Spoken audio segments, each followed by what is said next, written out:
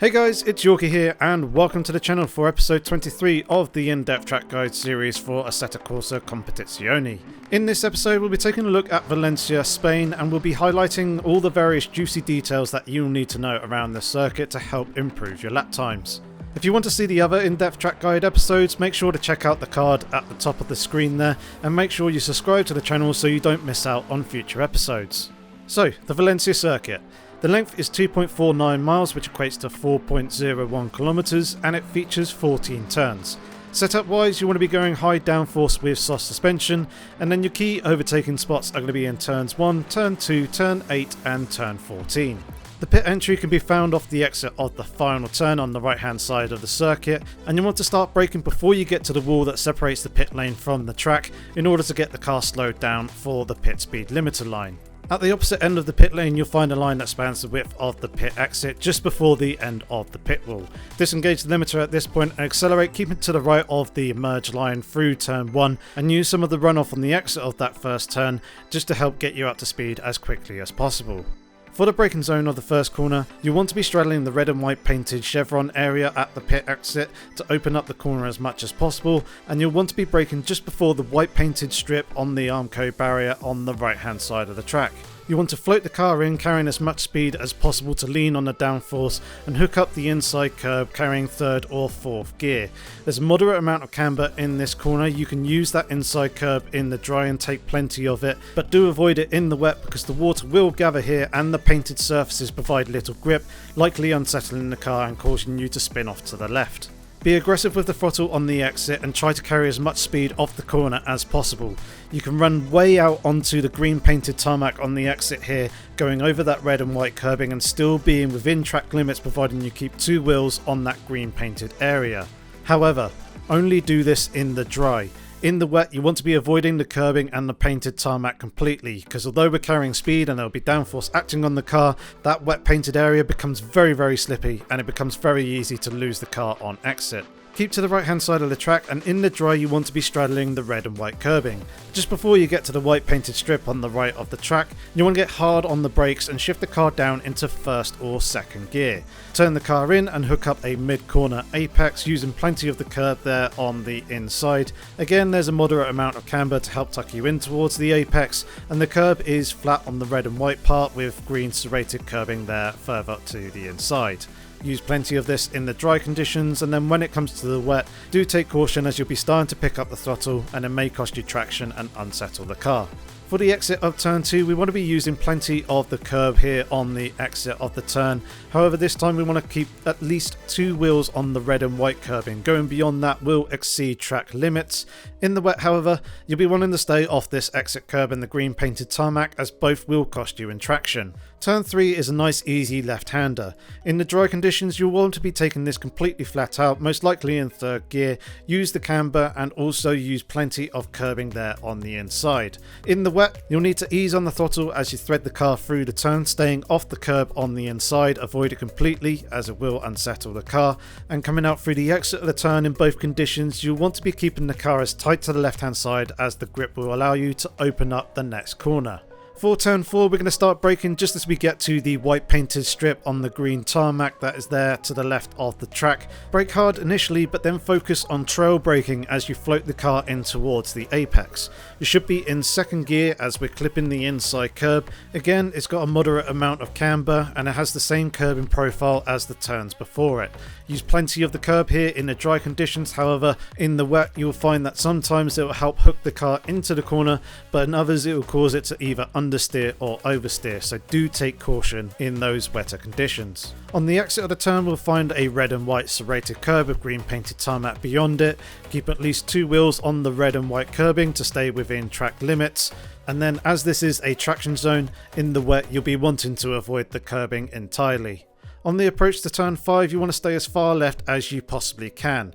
There is no braking reference for this turn, so you just want to use your best judgment. Use a little bit of brake and trail brake into the corner once again, trying to carry the speed through this long right-hander. Use 2nd gear and hook up an apex midway through the turn. There is only a slight bit of camber this time, however the curb profile is again the same as the corners before it. Use as much of this curbing as you can in the dry conditions, however you want to avoid it entirely in the wet. Doing so will unsettle the car and cost you lap time. On the exit, we've again got red and white serrated curbing with green painted tarmac beyond that. Make sure to use plenty of this in the dry conditions, keeping at least 2 wheels on the red and white curbing to not exceed track limits. And once again, in the wet conditions, as this is yet another key traction zone, stay off the red and white curbing and the green painted tarmac entirely. Get the car back over to the far right hand side of the circuit as you can possibly get, ready for turn 6. We're going to be braking just after the white painted strip of tarmac to the right hand side of the track there. We're going to be braking hard, shifting down into either first or second gear depending on the car's gear ratios. The corner has a high amount of camber and you want to use this to focus on hooking up a late apex. Focus on driving hard off the exit. Curbing profile is the same as previous turns, so again use plenty of this in the dry conditions, however apply caution in the more wet and slippery conditions. Coming off the late apex, we want to be driving hard off the turn out through the exit. There is plenty of painted tarmac on the exit here, however we want to keep at least 2 wheels on the red and white curbing to not exceed track limits. Again, as this is a key traction zone, you'll be wanting to avoid this area entirely in the wet conditions, keeping all 4 tyres within the white lines to get the best drive off the corner. Turn 7 is a tiny left-handed kink that we don't need to worry about, completely flat out in all conditions. We then come into the braking zone for turn 8. Try and keep the car as far right as you could possibly get it, straddling the curbing there in the dry conditions. Start braking at the second to last white painted strip on the right hand side of the circuit there and brake deep into the corner, trail braking as you turn through the turn. The apex is fairly deep within the corner at that green serrated curbing. Use either first or second gear depending on the car's gear ratios and try to brush the inside curb in the dry conditions, however take caution with it in the wet. Get hard on the throttle to help with the rotation of the car through the corner and try to maximise that exit. We've got red and white curbing here on the outside with green painted tarmac beyond that, as well as a strip of unpainted tarmac. Use this keeping at least 2 wheels on the red and white curbing in order to stay within track limits. And as you could probably guess, with it being a key traction zone coming off a slow corner, you'll be wanting to avoid this in the wet conditions. Turns 9 and 10 are a series of left and then right-handed kinks. Take both of these completely flat out. Use all the curbing there available to you in the dry conditions. However, completely stay off of these curbs in the wet.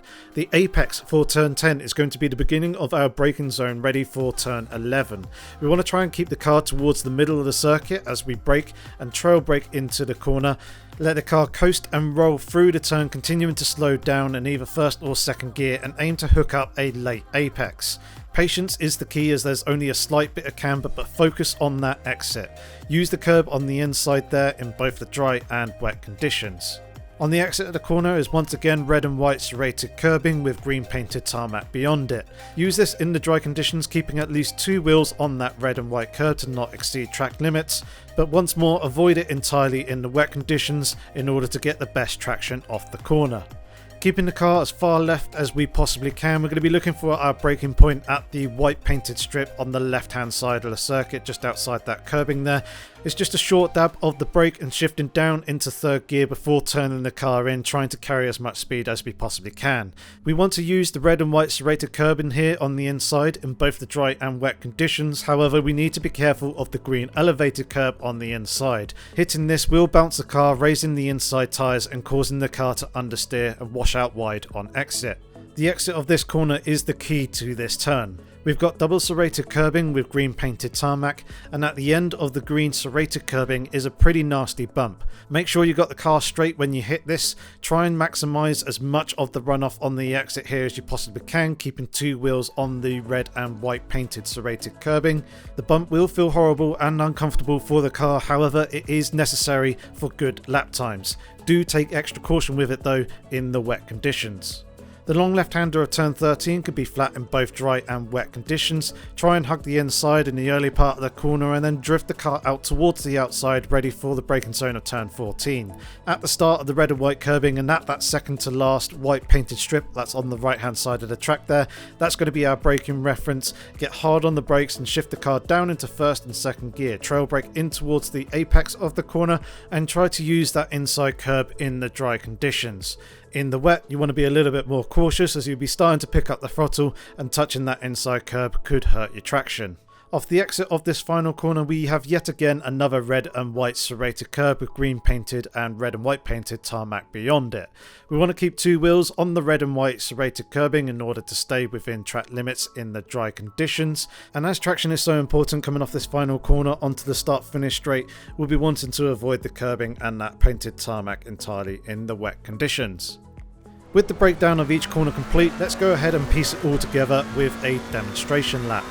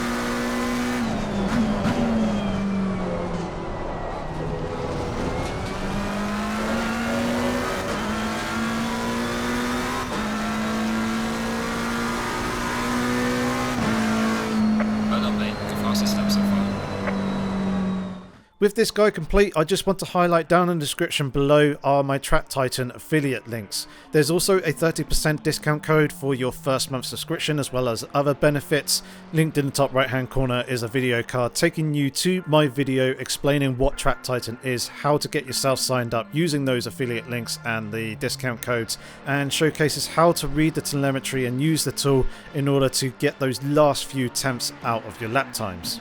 I hope both that and this guide have been useful to you. Leave a like if so. Let us know down in the comments below how much this guide has helped you improve your lap times. Consider subscribing to the channel, and thank you very much for watching. Until the next time, have fun, stay safe, take care.